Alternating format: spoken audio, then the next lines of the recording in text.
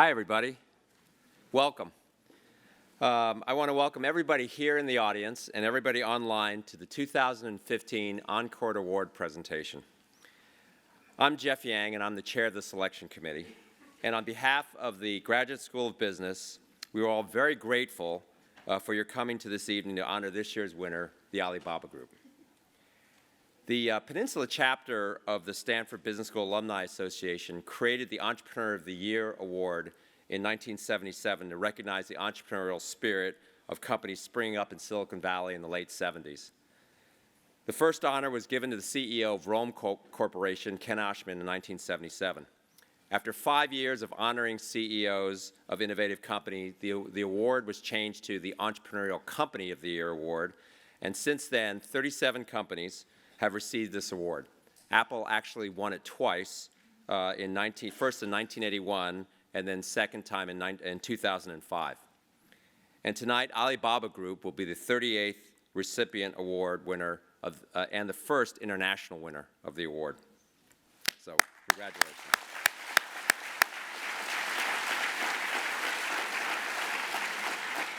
I'd actually like to take a moment to recognize some of the past winners of this award who are in the audience tonight or around campus.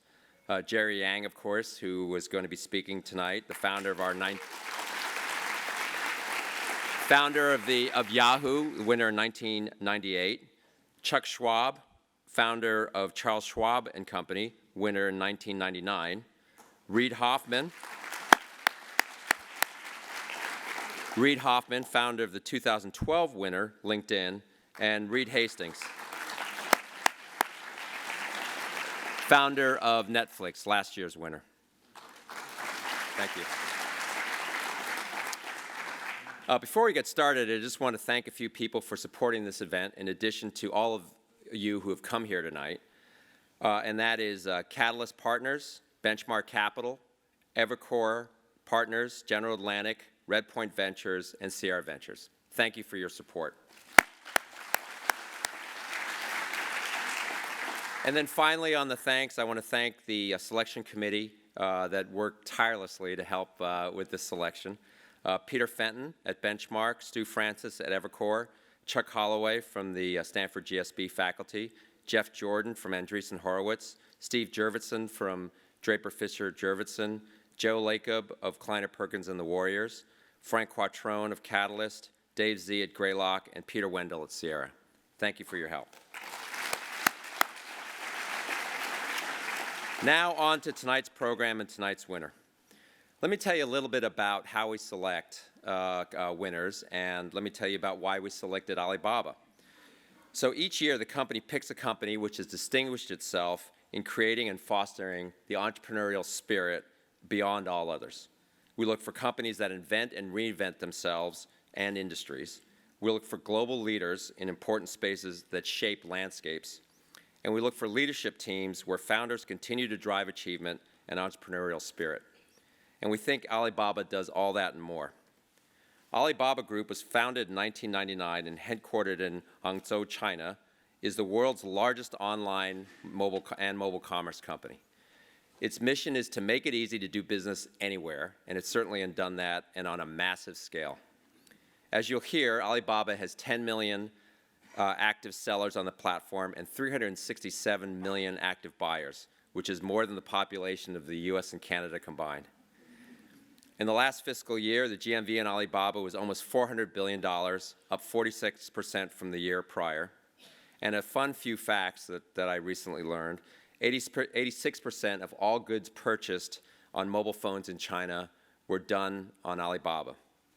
They created Singles Day, which is celebrated on November 11th, 1111, which is now the world's largest shopping day.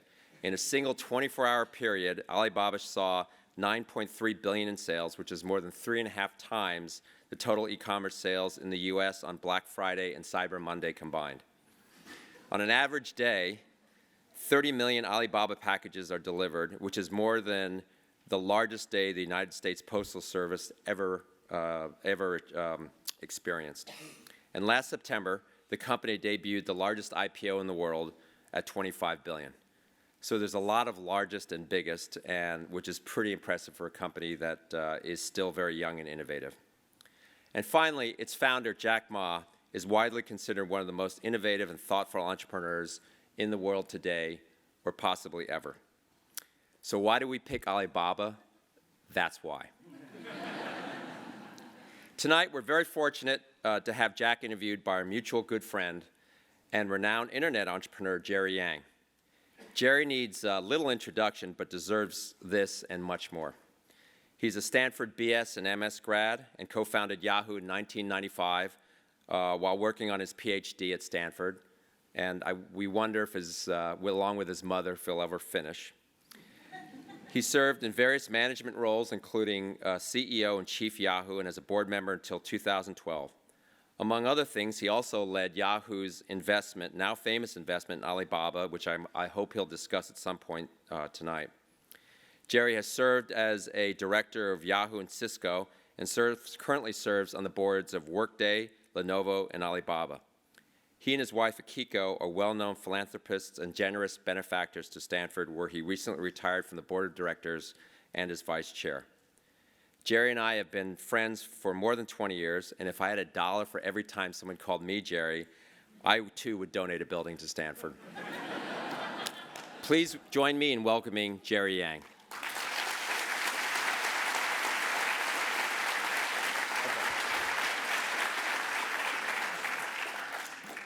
Thank you, Jeff. It's my honor to be here and to introduce the founder and executive chairman of Alibaba Group, my friend Jack Ma. As Jack likes to say himself, he's 100% made in China. But his story embodies very much the American dream. An English teacher with little means and no connections, Jack built Alibaba from the ground up. He was born in Hangzhou, the Chinese city that was made famous by Nixon's visit in 1972. And he learned English by riding his bike to a hotel, I didn't know this, every day for 9 years and volunteering as a tour guide, practicing with tourists. Then on his first trip to the US 20 years ago in 1995, Jack first saw the internet and realized the potential to connect people within and outside of China. He founded Alibaba with a group of friends in his apartment in 1999. From the beginning, Jack and his co-founders shared a focus on the small business and entrepreneurial community. It was their collective belief that by leveraging technology, it would bring small businesses across China into the global economy. Now, Jack is an unlikely tech entrepreneur in that he openly admits he's never written a line of code. But he is a visionary in every sense of the word. In just 15 years, Alibaba has become the largest online and mobile commerce company, as Jeff mentioned, and not even Jack could have predicted the change he would bring to China, creating jobs and prosperity for millions in the urban and rural China, empowering millions of entrepreneurs and changing the way that people live. Not only live, but shop and work online in China. And before I bring Jack up, we're going to run a brief video. Can we roll the video, please?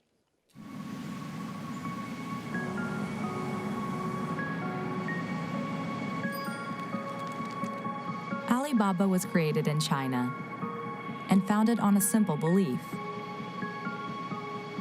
that small businesses are the bedrock of a prosperous society and that everyone who wants to do business should have the chance to succeed.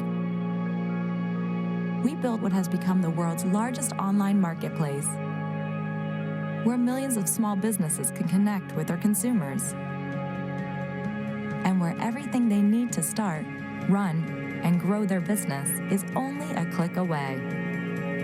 We helped entrepreneurs thrive in China, brought millions of people into the economy, and transformed how people shop, work, and live. Our efforts help to create jobs, spur innovation, and drive the growth of a new middle class. Although Alibaba was born in China, it was created for the world And now we're ready to help small businesses prosper in every corner of the globe. We're building the infrastructure of commerce for the future, using technology to break down barriers and expand the boundaries of what's possible. So that someday, anyone who wants to do business anywhere will be able to connect with people everywhere.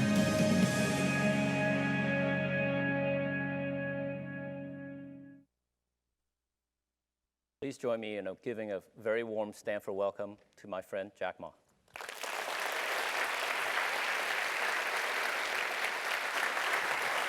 Thank you. Thank you.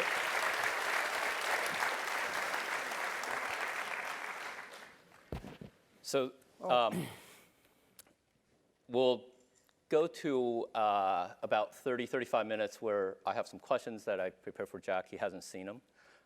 So hopefully we'll make it somewhat entertaining. And then Alicia, where's Alicia? So she'll wave at me, and then we'll do some Q&A. We have mics set up, and I'll talk about that when we get to it. It is a fireside chat. Where was my fire? It's fireside chat, so the GSB was nice enough to provide a little picture of a fire. Although with 95 degrees out there, I'm not sure we needed any fire. Jack, Yeah. We were both in Seattle. I'm not reading my email. I'm reading my notes here. We were both in Seattle last couple of days, and you were part of the delegation that traveled with President Xi. And there were many interesting things that were discussed, and you were on a panel Tuesday morning that included entrepreneurs that were selling sausages and brewed coffee, and what common themes with the President Xi, what common themes did you all explore, both on the Chinese side and what did you hear on the U.S. side? Well, first I would like to thank Stanford for giving me this great honor. I never thought that I can have this privilege to get this award. Because remember 20 years ago when I was in Seattle, I discovered internet, and 19 years ago, first trip to come to the Silicon Valley. And I was so excited by people, especially in the evening, all the roads, traffic jam. I'm excited about that, especially in the Sunday and Saturday weekends, all the parking lots, there's no place to parking car. I think this is so exciting, which China should have that. And I go back, and that's right, now we have a traffic jam, but we all... So we went back and started the business. Well, and I never know I would be able to survive for 20 years. So I call myself like a blind man riding on the back of a blind tigers. And for 20 years, survived to today, still surviving. But we want to make this company last 102 years. So we finished only 16 years. There are 86 years to go. So I hope that 86 years later. Explain why 102. So you started in 1999. Yeah, because in China, everybody wants to make company for the last 100 years. This become a slogan. Nobody take it seriously. So if you want to give, the KPI to your people, it should be very specific. Then people know it's serious. 102 years that we were born in 1999, Alibaba. So last century, we had 1 year, and this century, we want to have 100 years. Next century, 1 year. 102 cross 3 centuries. So very specific. So in our company, we never talk you're successful or not, because we think there are 86 years, next to 86 years, there are many chances that you will fail. So that's why we say, don't talk about you're successful. 86 years later, we talk about it. So, well, I think the Seattle trip was very good. And we heard what the American entrepreneurs and business leaders worry about. And I think the American business leaders also hear what we worry about, what we need. But I think that in the essence, all the entrepreneurs and the business leaders in the world are the same. We want to create values for the others. But there is a lot of a misunderstanding between us. And my suggestion is that the U.S. and China should not like a chicken talks to ducks. Everybody wants to tell. Nobody listen. We need a common language between chicken and ducks, right? People talk the same language. We have the same standard. And I think this kind of dialogue is pretty effective and useful. And I suggest that we should have a U.S. and China business dialogue talk annually, every year, once in America, once in China, get the government leaders sitting there and how can improve the business environment. Normally, government leaders have a lot of dispute, argue, but business people, we talk a lot. If we don't talk, there will be problems. So I think the Seattle trip is good. Yeah. Yeah. Good. I surprised you even answered my question. That's good. Usually he'll just talk about whatever he wants to talk about. So thank you. But I try to talk the duck's language, you know.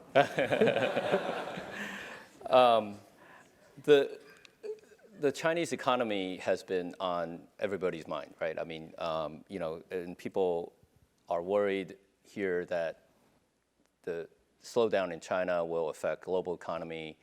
How are you seeing things? I mean, obviously the stock market has been kind of a symbol of something that's a bubble, but what is going on in China from your viewpoint? What's your perspective? I mean, you're not an economist, but you see so much going on there.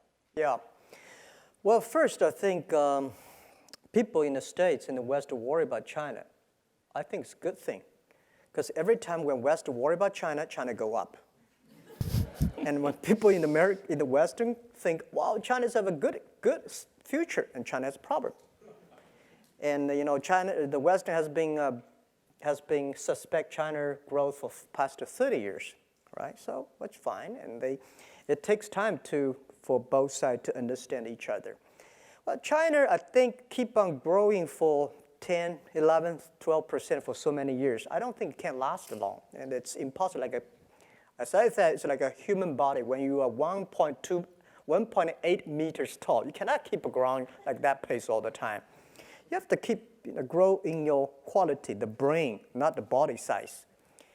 And especially today, I don't think, first, it's impossible to keep 10, 15, 11% growth annually. Second is that China needed to be slowed down and have to learn to be slowed down.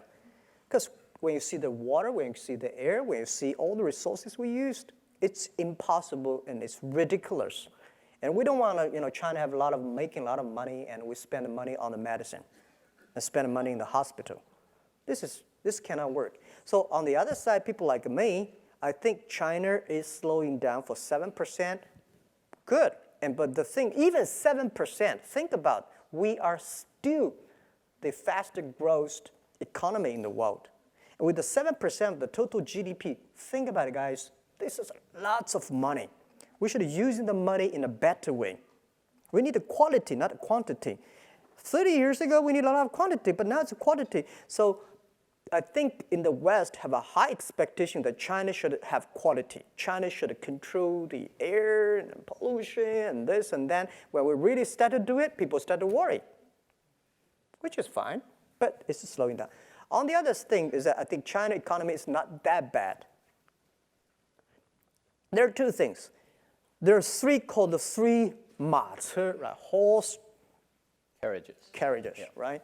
Investment, infrastructure, exporting, domestic consumptions. These are the three things that China's always proud of, that these are the three engines that put China economy grow. But the investment of infrastructure slowing down. And exporting slowing down. These are the two things government is very good at. They love to do it because they have the power to exporting and investment. But there's one thing they could not do it good way is the consumptions, because consumption is not done by government. Consumption is done by entrepreneurship and market economy. So I think people like us have the great opportunity. Now it's our turn, not government's turn. After 30 years, government pushed the economy in their way. And now it's our way. So I consider this as an opportunity for real market economy. And the next thing is that I said yesterday on a conference to the dialogue, there are a lot of misunderstanding, culture difference between American and Chinese. When Americans think about the economy is slowing down, that means people don't have money to spend. No, guys, different. You guys know how to spend tomorrow's money, future's money, or other people's money. But we Chinese, our habit is to save money. We'll always keep the money in the banks. China's been poor for so many years, so we worry about when we have money, we put it in the bank. When we have money, we put it in the bank because we know tough days are coming. So you see, China has the largest banking deposit in the whole world. We also deposit a lot of money in the States, right? When we know when the tough day comes, we start to pay, we start to buy. Now, the tough day comes, people still start to buy. With our number shows on our website, right, we are the largest, 12% of the total China retailer. The consumption is still going up, healthily and aggressively. Especially the economy is bad, people start to buy online because it's cheaper. The other is difference. My grandmother has only one shirt in her wardrobe. My mother has 3. My daughter generation, 50. And 48% of them, she never wear it. This is called domestic consumption. And we have to build up this kind of a behavior and make people start to spend money. And this is something the government is not good at. We know how to make this thing happen. So I think generally, I'm a positive, but next to 2 or 3 years, maybe I have problems. People say, well, anti-corruption, this. But think about it. Anti-corruption and rule by law is laying a great foundation for the market economy. You don't want to go do business by bribery, right? You don't want to have an unfair environment in China doing. So market economy is about rule by law, and market economy is about clear, transparent, and fair. And I think this year, that year, bad. But this is why we need entrepreneurship. This is why we need the business to drive the economy. So I'm a positive, and when people worry, I'm happy. When people are too happy, I start to worry. Because and don't worry about the things the president is worried about. Worry about the things that nobody worry about. And this is the opportunity. So I'm positive because I'm positive, but I'm not stupid. I know that we have problems, but we have to solve the problems little by little. And that's it. I think you're right in that for a consumption and a service economy to take off and drive China as the third engine, it is going to require more businesses rather than governmental policy. Yeah. So I do think that's an opportunity for not just Alibaba, but you're right in the middle of it, but everybody. Yep. Oh, by the way, the other thing is the new economy. You see the traditional business is going down, right? But the new economy is growing up tremendously. So not only the BAT, we have so many wonderful startups today coming up. And that is the rising star. And this is what China should go, not keep those things. Yeah, nobody can go back to yesterday. And even you want to go back to yesterday, even if you can go back to yesterday, you don't want to. So I think we are good. Well, I mean, my perspective from being there yesterday is that I think both the government leadership and especially the business communities are emphasizing that our differences are not that big in the grand scheme of things, and that the U.S. and China are going to have to be key partners to solve the world's problems in the next 30 years. So, so it is largely a collaborative effort, and I think Jack, if we collaborate, we could a lot of American dreams and Chinese dreams and world dreams. If we don't collaborate, it will be a nightmare. Yeah. Yeah. Well, let's turn, and you're here tonight because of the entrepreneurial spirit of you and your founders. And obviously, when Alibaba started, it was no such thing as e-commerce. But before, if I may, before we get to Alibaba, you were kind of a serial entrepreneur because when I, in fact, you also know about government because when I first met you in 1997, you were in a government in between startups, I guess, and you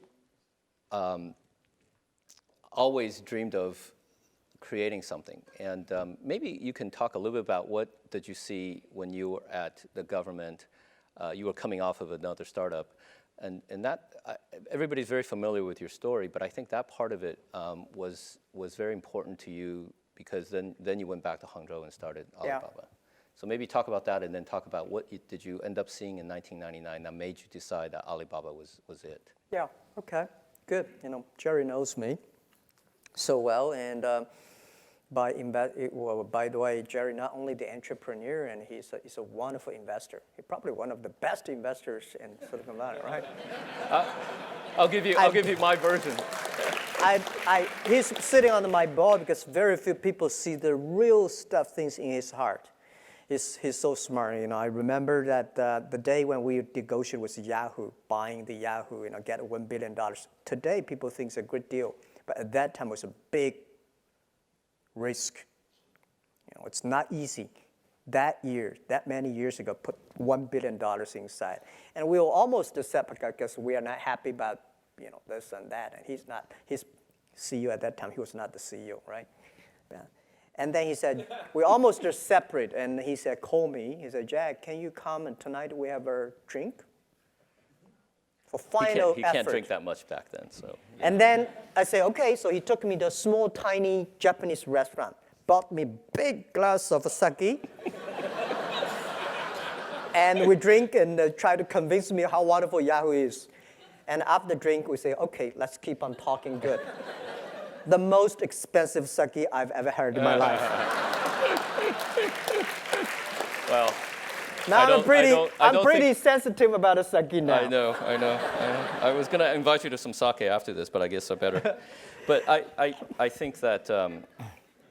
But I'll continue to answer your question. Yeah.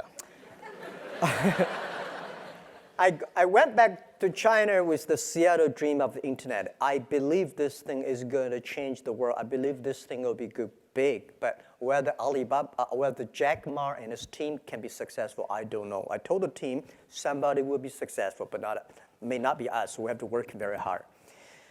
So it were tough days in China, year 1996, 1997, and then we go nowhere because I borrowed $2,000 from my friends and families and relatives together. So we compete with China Telecom. They have money, they have the SOE, they're state-owned business. They compete with us. Finally,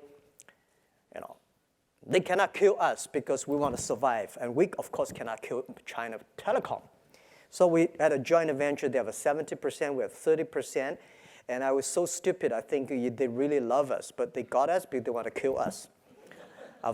7 board seats, they have a 5, we got a 2, everything without even say our idea, say we don't like it. So I say, maybe I should go to Beijing, join the government. Maybe they can help us promoting the internet. So we went to Beijing, joined the MOFTEC, Ministry of Foreign Trade, as a part-time job, contract for 14 months. Working inside, I found government can never, ever promote the internet, make internet business. Because the philosophy of internet is try to develop, how to make other people develop the business. But the government, they want to control at that time. So it's a totally different philosophy. They are smart, they're good people, but they think, how can I make it using internet to manage and control? But we think we should not control, making other people develop. So different philosophy, I think it won't work, so I left. And then during these days, I met Jerry Yang, all right? And then I think, well, no chance in the government, no chance in that, and then I believe we should not give up. So I was in a desperate and think a lot. Let's go do it again. So we went back to Hangzhou. I invited the 18 my students and friends in my apartment. Year 1999, February 21st. We took the video. I was talking about the future. People look at me, these guys crazy, right? But most people cannot find jobs. So I say, well, if you have an idea, let's do it. And then, well, good thing is that we keep all the video. Our company probably kept the most of the videos and most of the Good for companies. you. Yeah. Every meeting we had in the past 16 years, we videotaped because we know everything, every mistake we made, every decision made in the future, we will give our young people to study us. We're going to open in every 10 years what happened, why we make this decision, even discussing with Yahoo, why we make joint with Yahoo. You know, we all videotaped. So someday we will open it. Yeah. So 1999, we started the business. And people ask, why not Beijing, Shanghai, why Hangzhou? I mean, now Hangzhou is this hub of entrepreneur and startups and tech, but back then, Hangzhou is nowhere. And I think at that time, Nokia was so good at that time. And I said, guys, where's Nokia? It's a thing that some small island headquarters there. It's not where you are. I don't see it's where your heart is, where your vision is. So we said, Beijing, they love SOE, state-owned business. Shanghai, they love multinational companies. IBM, Microsoft, they embrace you. Startup, entrepreneur, forget it, right? So I said, if in Beijing, we're nobody. In Shanghai, we're nobody. If we go back to Hangzhou, we're the only child of the local family. So we started. yeah. Yeah. And local children are very much prized and well taken care of. And I think Hangzhou has benefited greatly by Alibaba, but I also think Hangzhou has always been very entrepreneurial in fostering what you guys have done. Yeah. So I have to rebut your story because, and maybe there's a video somewhere, but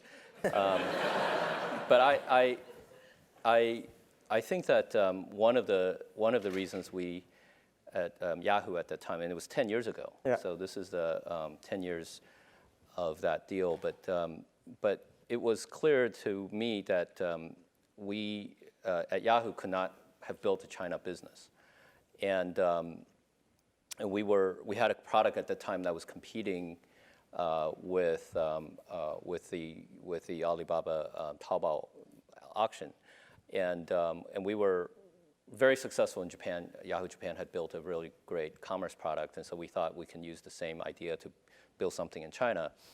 And then in that time, eBay was also there, and we were there, and we were competing, and we were just getting killed by this local company. And I said, what is this local company? It's like called Taobao.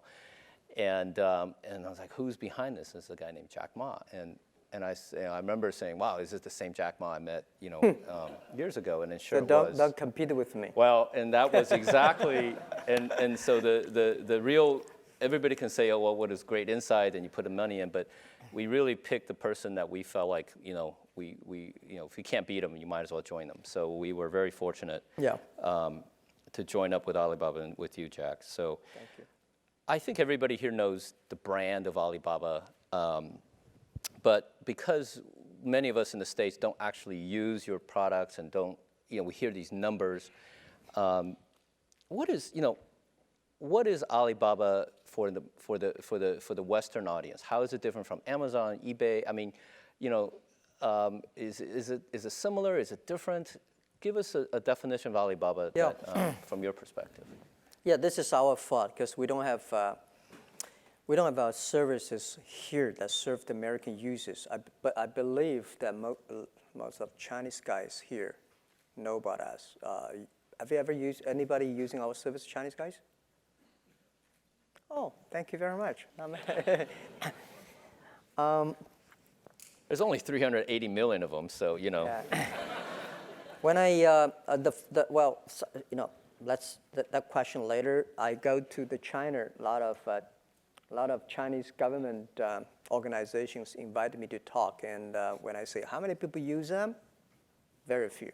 But every family using. So our strategy from year 2003 and 4, we say it's so difficult to change a successful people because they say, no, this one word.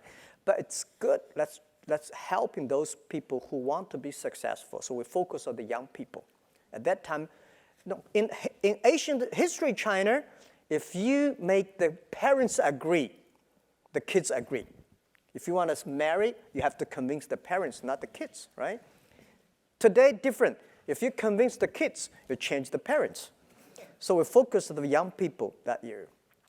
But by answering your question is that people say, Alibaba like American Amazon? No. eBay? No. Okay. This is the very traditional USA thinking. If there's no such model in America, they either don't understand, they don't like it, or they don't buy it. Right? So any model, they want to find one. So at the first day, well, who are you? Yeah, we are eBay. Is that eBay? Okay, yeah, so we understand, but we are not eBay.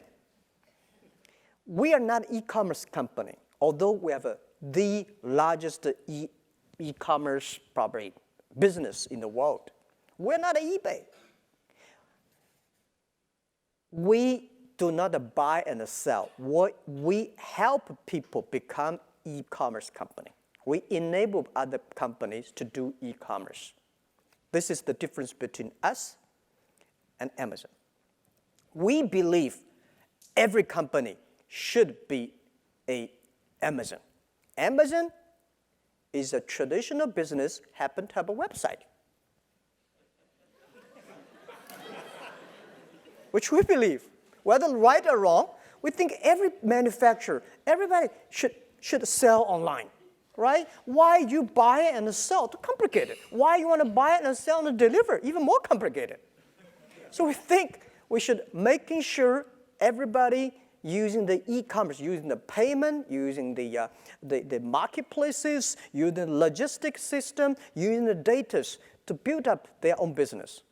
So who are we?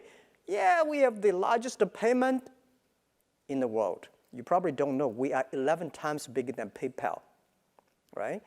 We are bigger than eBay plus Amazon together on the sales, and we deliver 30 million packages and more than that per day in China. What does that mean? Total USA package delivered today put together less than 30 million.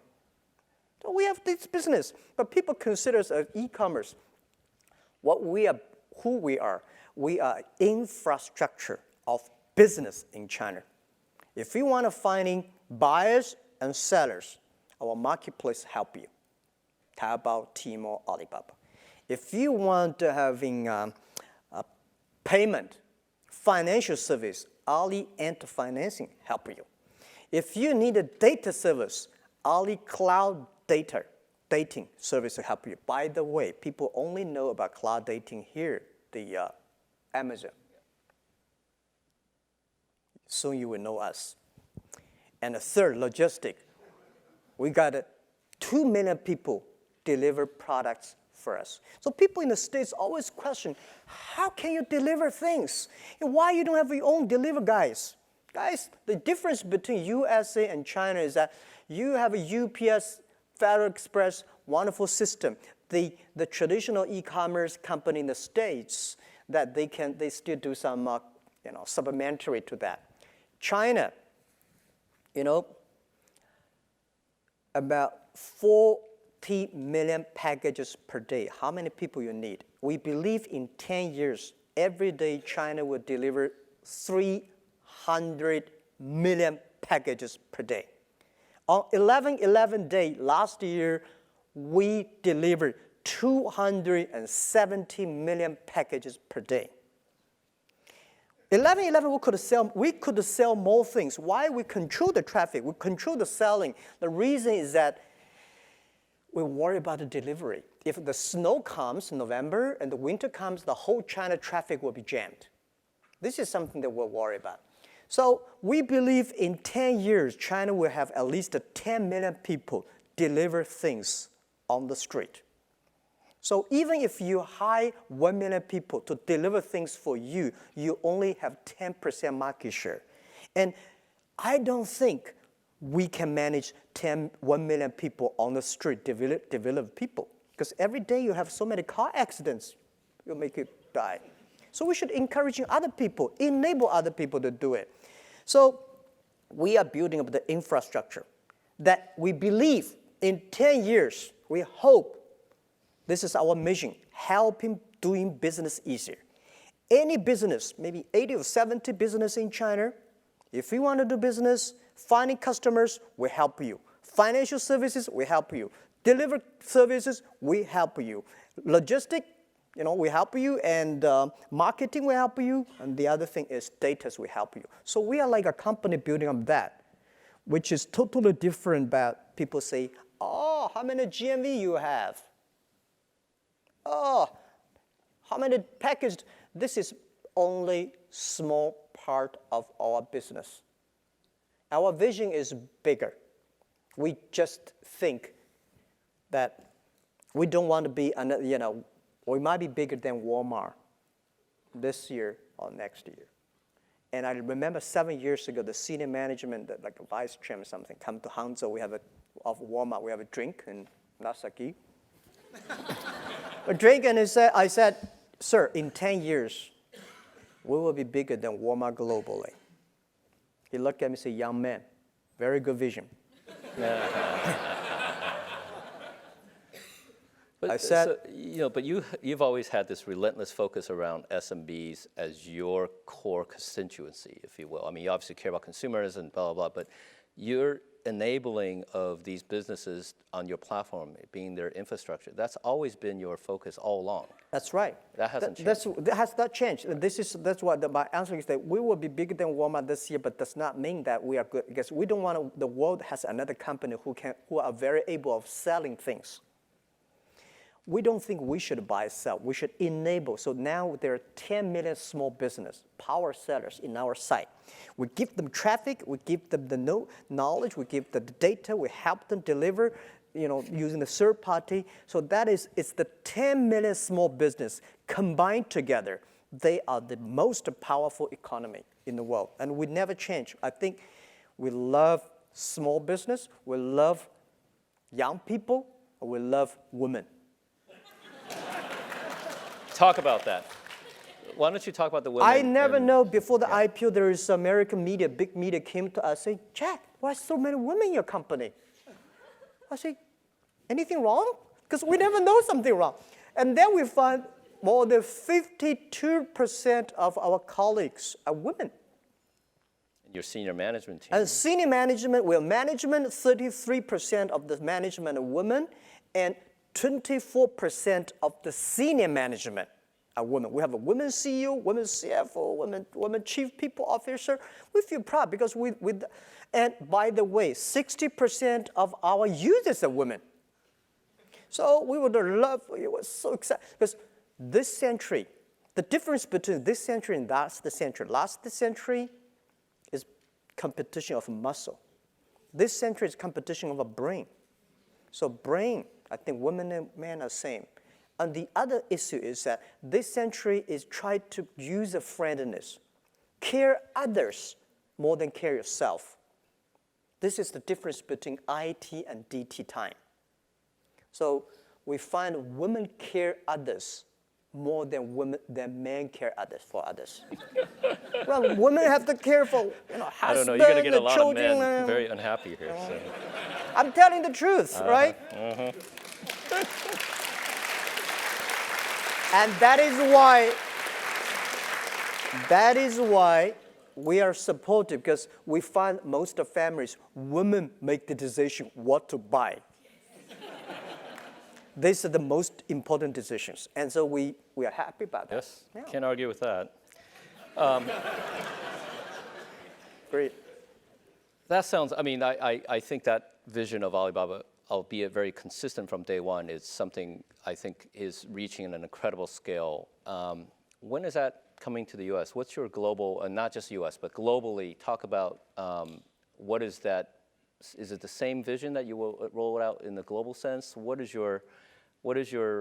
can you tell us about Alibaba's international plan? Yeah, I think at least the day when I retire, or the day that at least I can see the company, I don't want the company to change the mission that helping doing business easier for small business.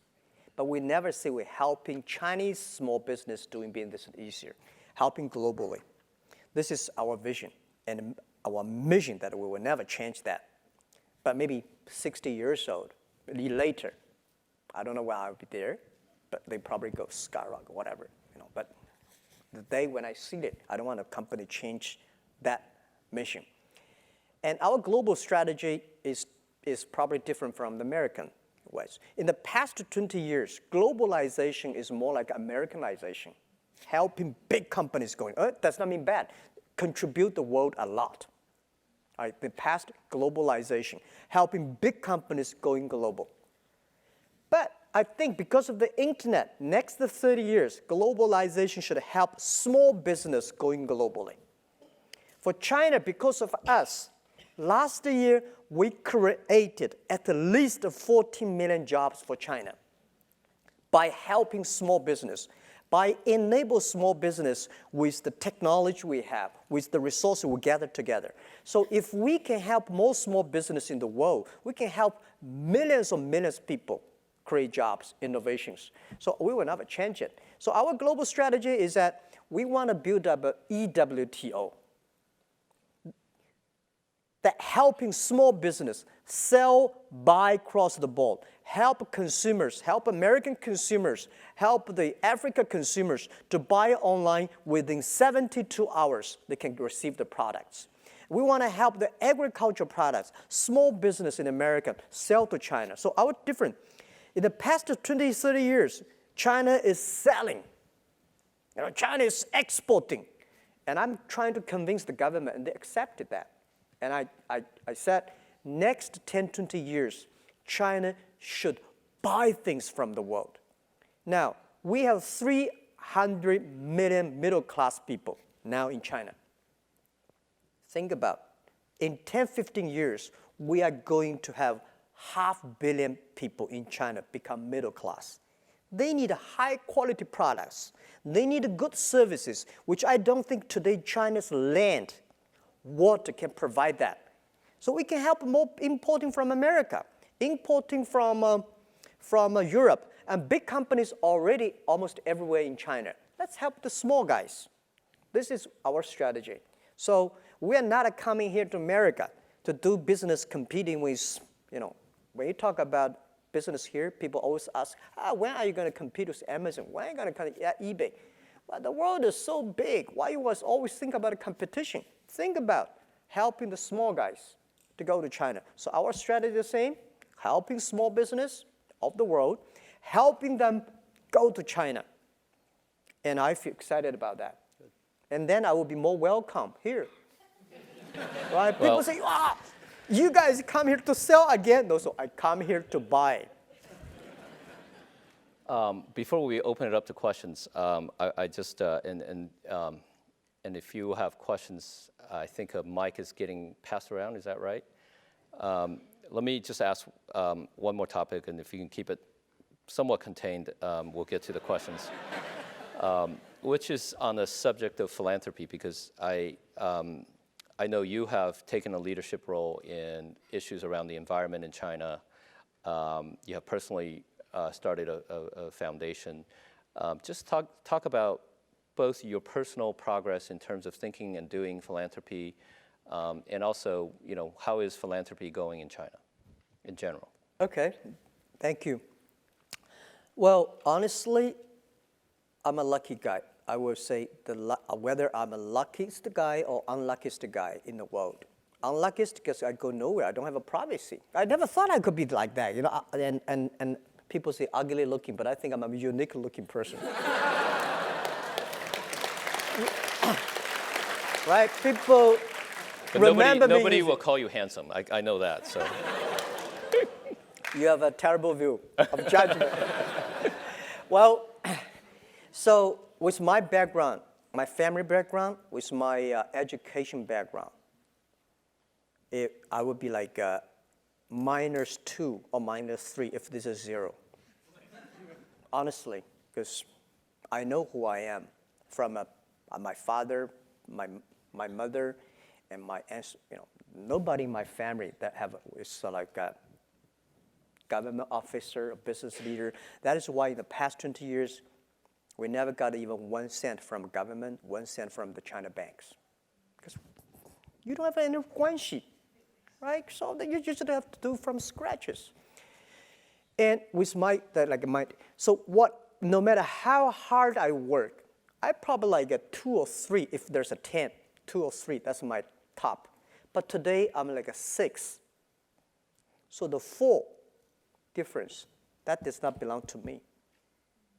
That's not me. So people think, Jack, you're so good. No, I'm not that good. But people say, you're the bad. No, I'm not that bad, right?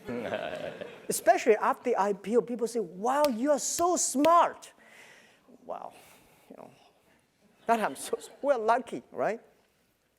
But so I know I said to myself, when you have like a $2 or $3 million, that money belongs to you. But when you have a $20 million, trouble comes to you because you don't know the RMB or US dollars valuation up, devalued into the banks or stock market or buy bond, headaches. But when you have a $1 billion, remember, that is not your money. That is the people's expectation on you. People put their hope on you because people believe you can manage these money resources better than the others. If you think these are your money, you will be in trouble. So I never think the money that I got, people say, well, Jack, you're one of the richest guy in China. No, I'm not. I'm helping others to manage the money. So I think, how can I spend the money better? And what I worry about, what I want to do, I want to do education because I was trained to be a teacher. I feel guilty for only taught school for 6 years. I feel good about that. So that's why I'm talking everywhere. I think of myself CEO, Chief Education Officer. Try my best to communicate. So, and I think China education system, people say have problem. China education is teaching knowledge is so good. 中国的教和育 teaching, we're the best, one of the best in the world. Go to any universities, Chinese students taking exams are the best. In the Stanford, I think, right? They're pretty good. They're very good. But the cultivate, the culture, teamwork, these are terrible. So we got to put more efforts on that. This is something I want to help. And second, environment. I worry about the air pollution, the water, all these things. And so that's why I joined the Nature Conservancy. And the other thing is the infrastructure of the philanthropy. Bill Gates tried to convince me, and with Warren Buffett years ago, came to China, we should donate every money. And I asked them, well, how old are you, Warren? He's 80. I said, when I'm 80, I will donate my money.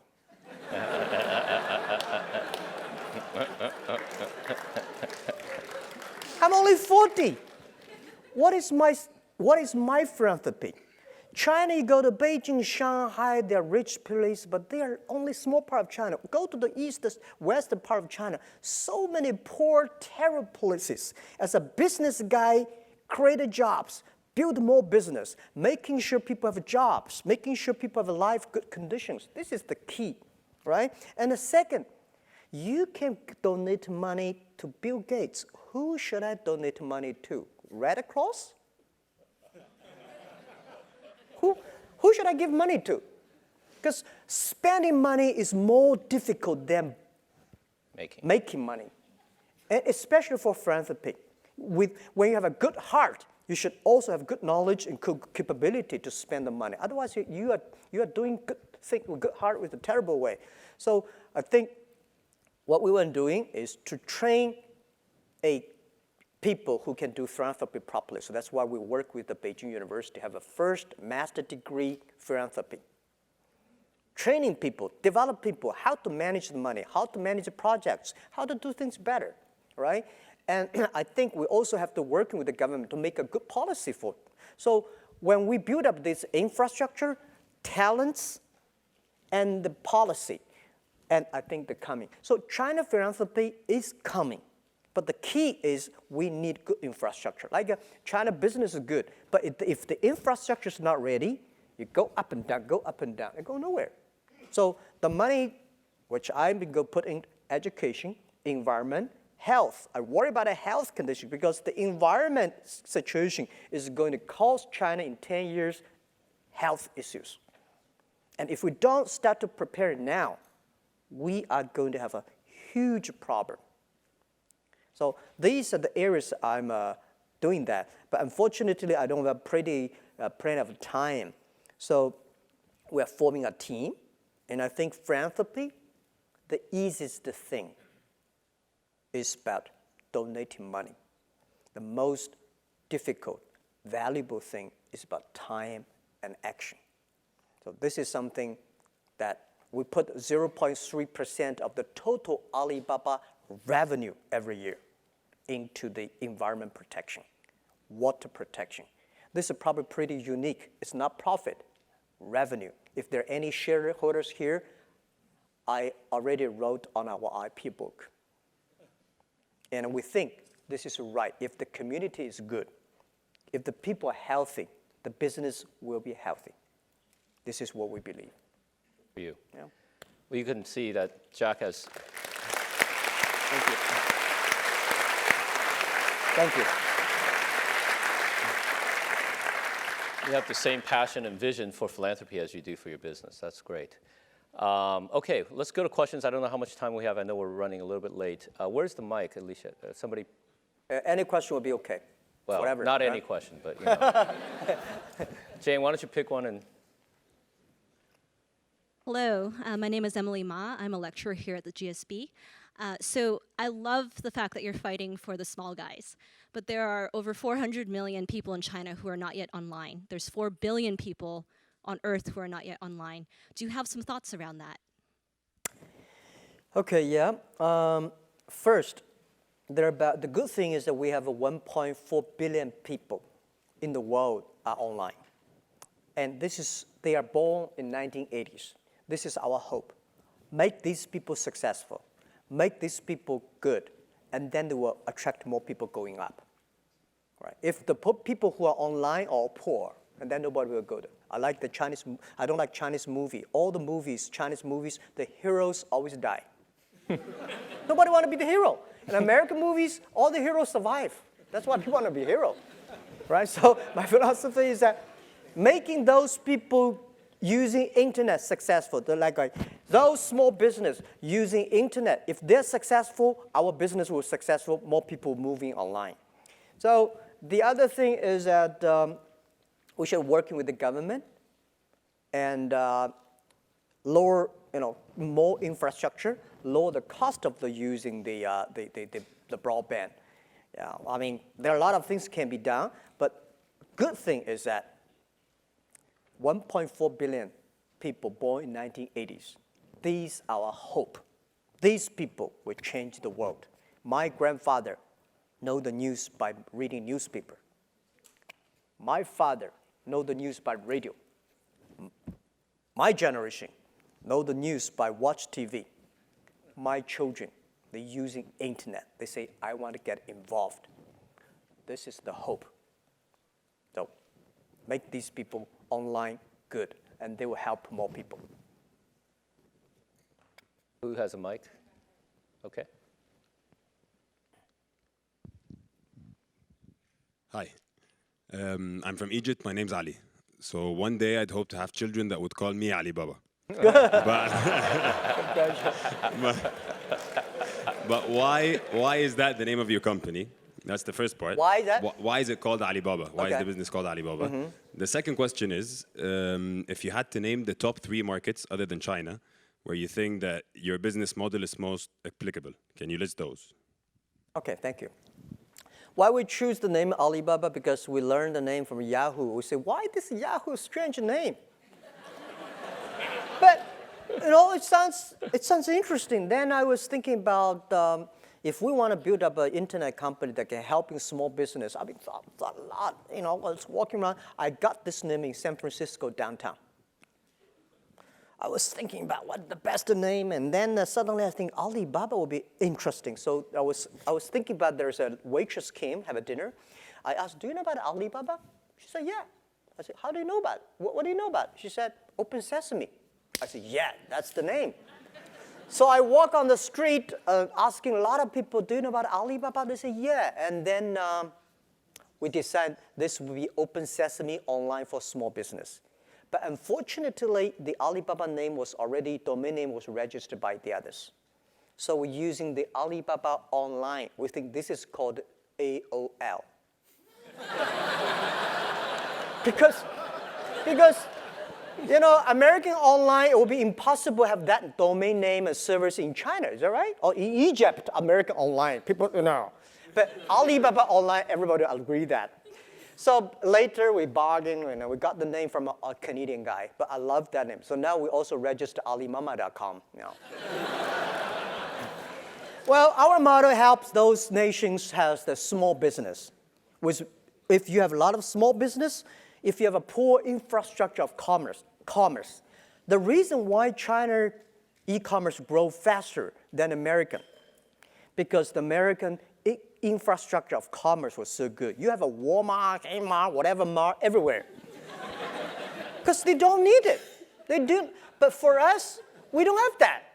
So when internet comes, we become the main infrastructure. So I said, in America, e-commerce is a dessert. We in China, we are main course. And this is why those nations, if your e-commerce, of your commerce infrastructure is bad, internet e-commerce will be good. And for internet financing, same thing. America, you don't have internet financing, guys. You don't. We China have. Why? Because our financial system in China is too bad. When it is too bad, it's the opportunity. Now China rural areas, we go to the rural helping the villages. Villages, 10 years ago, no chance because people don't use PC. Too complicated to use PC. Today, everybody have a mobile phone. So villagers, e-commerce, internet grows so fast.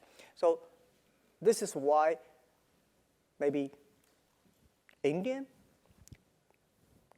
country like Egypt, those with good population, poor infrastructure, young people, your nation has a great young people, a lot of. It's a great opportunity. When you have young people, it's growth. But don't mean you have old people bad, but young people, you know, they are the changer, they're the shapers of tomorrow. We're getting old fast, so we better start. Why don't we take the last question from up on the top there? Hi, Jack. I'm glad to talk to you. I'm actually from China. I'm from Peking University for undergrad. I'm now a PhD in Stanford. I'm curious about what's your vision on 蚂蚁金服,支付宝, and especially globally, Chinese people are trying to do business not only in China but also in States and also in all over the world, and people want to invest overseas. Do you think 蚂蚁金服 can help with the capital flow globally? Yeah, thank you. So probably here people did not know about. A lot of people don't know about the 蚂蚁金服, the Ali Ant financing. How many people know about Ant financing? Okay. One day everybody will know because you will use it. Ali Ant financing was coming from Alipay. It's a payment system because this was, we found this company year 2004 because people in China talk a lot on the e-commerce. They negotiate, they talk, but they don't buy because they worry about the money, give him and this guy run away. And this guy say, well, I send you things, I don't get the money. So I went to all the banks and tried to convince the banks, can you help me with the payment? The banks say, your business is too small, we don't want it. So we built up a very stupid service called Alipay. It's escrow services. If you want to buy things from me, you wire the money to Jerry. And Jerry will let me know. I got a product, got money, so I send the products. If you're happy, pay me. Not happy, return the money, return products. That people say, year 2003, they say, this is the most stupid idea I've ever heard. Because why you don't use credit card? guys, we don't have credit cards. So we made that. Well, remember, today, registered users, just the registered users, close 1 billion people using that. And active, I don't tell the number, right? We're so big today on that. And later becomes the standard payment for China. And then based on that, we have all the datas. We have the datas, we have to build up the credit system for each individual. How much you buy, what you buy is that you pay the money in time and then sell all the system. So what my aim for the first is try to build up a credit system for China, the trust system. Without that, small business cannot do business. So today, my aim for, oh my God, it's a private company. It's so big. It's almost, if not bigger than Alibaba, the same size. And I'm happy because this thing is changing China's financial system. And we are also applying for license in the States. We are going to Korea, Japan, and India. And we think this is going to help millions of people in the world. By the way, I'll give you one example how powerful it is. We got a small loan license 4 years ago, giving loans. We don't have a deposit, giving loans. Within 4 years, we have given 1.5 million small business loans. And every average borrow only $5,000. We make decision whether we should give you money or not, lend you money within 3 minutes. You can borrow 1 cent, borrow for 1 minute, which all the banks got scared about that because the cost is so low. And how many people work for their loan department? 200 people. So 200 people giving loan for 1.5 million business.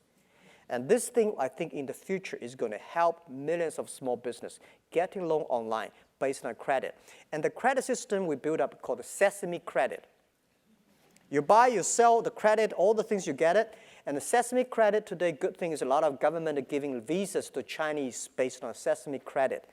And if you want to rent a house, people check your Sesame Credit. And the funny thing is, last month, people find boys and girls. See your Sesame Credit. And this is something we're changing China. I feel proud of that. But we will definitely be in Thailand. Yeah, this is what we want.